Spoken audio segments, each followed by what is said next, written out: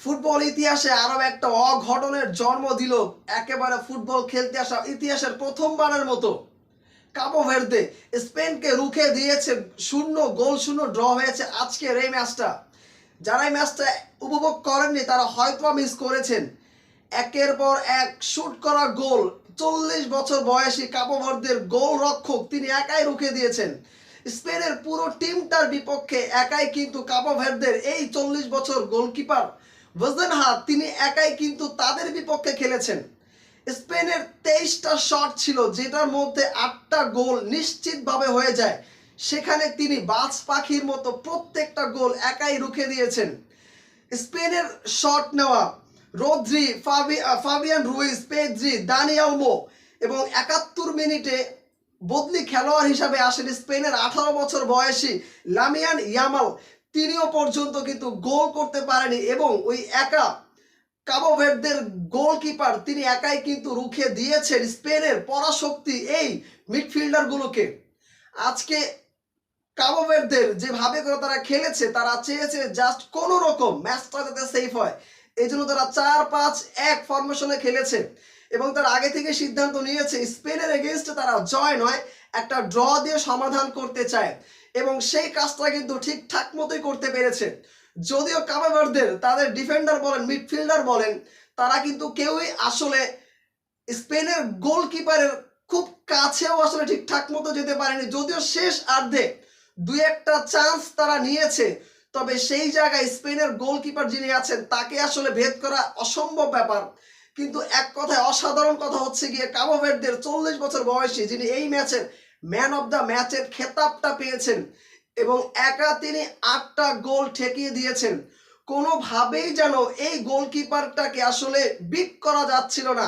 স্পেনের যারা আছেন তারা হয়তো চিন্তা করছেন ইউরোপের বর্তমান সময়ে পরাশক্তি এই দলটা 2010 সালে যারা বিশ্ব চ্যাম্পিয়ন হয়েছে এবং সেই বিশ্ব চ্যাম্পিয়নের এই দলটা গ্রুপ এইচ এর হয়ে এক পয়েন্ট নিয়ে কিন্তু আসলে তারা সান্ত্বনার একটা স্বস্তি নিয়ে কিন্তু মাঠ ছেড়েছে। তবে এই ম্যাচটা স্পেন তারা হেরেছে, কারণ স্পেন যেভাবে করে খেলাটা শুরু করেছে 74% বল তাদের পায়ে ছিল।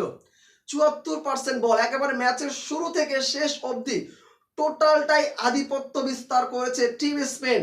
কিন্তু ওই একটা জায়গায় স্পেন কিন্তু আজকে হেরেছে। ওজেনহা 40 বছর বয়সী এই গোলকিপার যিনি একাই কিন্তু স্পেনটাকে ধসিয়ে দিয়েছে। কাবো ভের্দের এই গোলকিপারটা যদি আসলে আজকে না থাকতো, আমার কাছে মনে হয় মিনিমাম 8 থেকে 10টা গোল হজম করতে হইতো কাবো ভের্দেকে।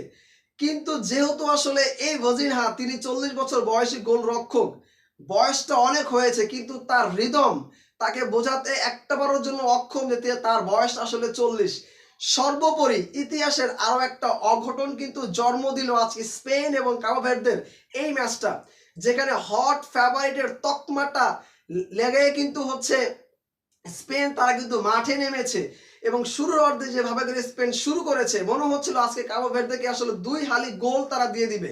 কিন্তু সত্যিকার অর্থেই কাবো ভের্দের এই গোলকিপার টোটাল কথাটাই হচ্ছে আজকের ম্যাচের পুরো মূল নায়ক বলেন, একার পুরো টোটাল নায়কটাই হচ্ছে কাবো ভের্দের এই গোলরক্ষক, যিনি একা স্পেনকে থামিয়ে দিয়েছে। পুরো দর্শক যারা মাঠ ভোট দর্শক ছিল তারা সবাইকে কিন্তু আজকে থামিয়ে দিয়েছে এই কাবো ভের্দে। সর্বোপরি গ্রুপ এইচ থেকে স্পেন এবং কাবো ভের্দের যে ম্যাচ, সেখান থেকে কিন্তু আসলে এক পয়েন্ট ভাগাভাগি হয়েছে। পরবর্তী উরুগুয়ে এবং সৌদি আরবের সাথে ম্যাচ রয়েছে। যদি এই কাবো ভের্দে উরুগুয়ে কিংবা সৌদি আরব যে কোনো একটা দলকে হারায় দিতে পারে, তাহলে নিশ্চিতভাবেই তারা পরবর্তী রাউন্ডে কিন্তু চলে যাবে। আজকের এই ম্যাচ দেখে আপনাদের কাছে কি মনে হচ্ছে স্পেন হট ফেভারিট দল, বা স্পেন আদৌ বিশ্বকাপের ফাইনালের মঞ্চে অবধি যেতে পারবে কিনা? কারণ কাবো ভের্দেকে যেভাবে করে তারা চেয়েছে খেলতে, ঠিক সেই কাজটা করতে পেরেছে। তবে বাধা হয়ে দাঁড়িয়েছে কাবো ভের্দের ওই গোলরক্ষক। আমার কাছে ম্যাচটা খুবই উত্তেজনাপূর্ণ লেগেছে, খুবই টান একটা মোমেন্টাম ছিল। আসলে আমরা এই ধরনের ম্যাচই কিন্তু দেখতে চাই। তবে পরিশেষে আসলে যে ঘটনাটা ঘটেছে, স্পেন তারা আসলে স্বস্তিতে নাই, তারা সত্যিকার অর্থেই অনেক হতাশ ছিল এবং আমরা বিপরীত দেখেছি কিন্তু কাবো ভের্দেকে তারা গোল শূন্য ড্র করে অনেক বেশি সেলিব্রেশন করছিলেন, কারণ তারা খেলার শুরুর আগেই কিন্তু এইটাই চেয়েছিলেন যে তারা জাস্ট স্পেনকে রুখে দিতে চায়। সেই কাজটাই করে দেখিয়েছে কাবো ভার্দের এই প্রথমবারের মতো বিশ্বকাপ খেলতে আসা এই দলটা। Well done, well played. সামনের ম্যাচগুলোর জন্য অবশ্যই কাবো ভার্দেকে অবশ্যই অগ্রিম শুভেচ্ছা। স্পেনকে আসলে ছোট করে দেখার কিচ্ছু নাই, যথেষ্ট চেষ্টা করেছে, তবে তারা ওই একটা জায়গায় হেরেছে, ওই গোলরক্ষকের কাছেই তারা আসলে ধরাশায়ী হয়েছে। সো আপনার মন্তব্য কি কমেন্ট বক্সে জানাবেন।